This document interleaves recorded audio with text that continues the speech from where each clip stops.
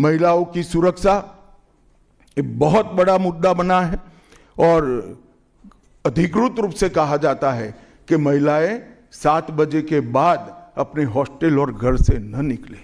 हम कौन से जमाने में जी रहे हैं? मुगल काल में जी रहे हैं क्या?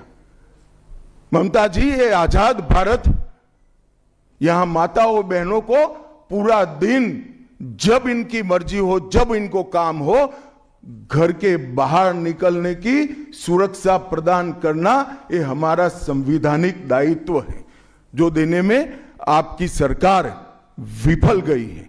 आरजी कर मेडिकल कॉलेज का मामला हो, संदेश खाली का मामला हो, दुर्गापुर मेडिकल कॉलेज का मामला हो, साउथ कॉलेज लॉ कॉलेज का मामला हो, हर जगह बेटियां असुरक्षित हैं और ढेर सारे लोग और ढेर सारी माताएं बहनें ये अत्याचार से तंग आ चुकी है, असुरक्षा से तंग आ चुकी, वो भी राह देख रही है कि कब वोट देने का अधिकार आए और हम इन निकम्मी तृणमूल कांग्रेस की सरकार को हटा दें। सांप्रदायिक तुष्टीकरण को इस राज्य सरकार ने अपनी नीति के रूप में स्वीकार कर लिया है।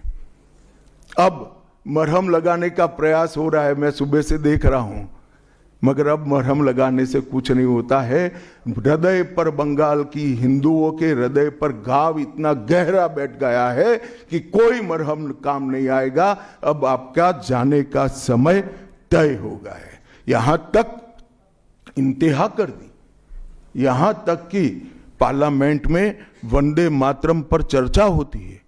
बंकिम बाबू ने रचे हुए वंदे मातरम पर चर्चा हुई, जो गीत पूरे हमारे आजादी के आंदोलन का प्रेरणा गीत बना, वो वंदे मातरम की चर्चा का तृणमूल कांग्रेस विरोध कर रही है, क्योंकि उनकी वोट बैंक इससे नाराज हो रही है। ये बंगाल की जनता कभी सहन नहीं करेगी। एक जमाना था मित्रों कि भारत के जीडीपी में बंगाल का योगदान 10.5% था और तीसरे नंबर पर था।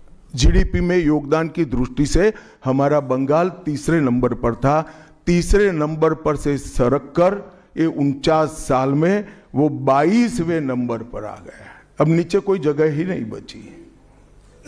बंगाल का इतना आर्थिक पतन कभी नहीं हुआ है। ये कम्युनिस्टों के शासन के पहले, तृणमूल के शासन के पहले प्रति व्यक्ति बंगाल की आय राष्ट्रीय औसत से 127% ज्यादा थी। 127%। देश में नागरिक 100 रुपया कमाता था तो बंगाल में 127 रुपया कमाता था। आज देश का नागरिक 100 रुपया कमाता है तो बंगाल का नागरिक 73 रुपया कमाता है। ममता जी, आपको इसको जवाब देना पड़ेगा।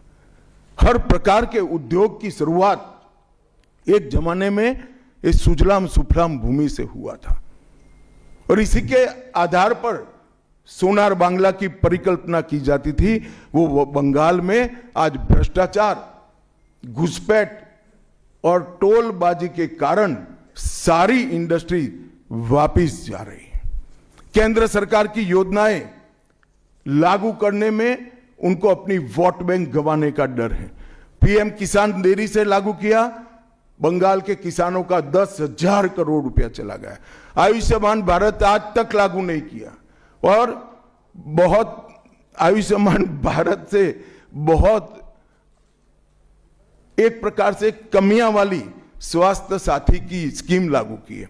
मुझे बताइए, कोई बंगाल का नागरिक भारत में कहीं जाता है और बीमार पड़ गया, स्वास्थ्य साथी स्कीम उसको बाहर के अस्पताल में इलाज करवा पाएगी क्या?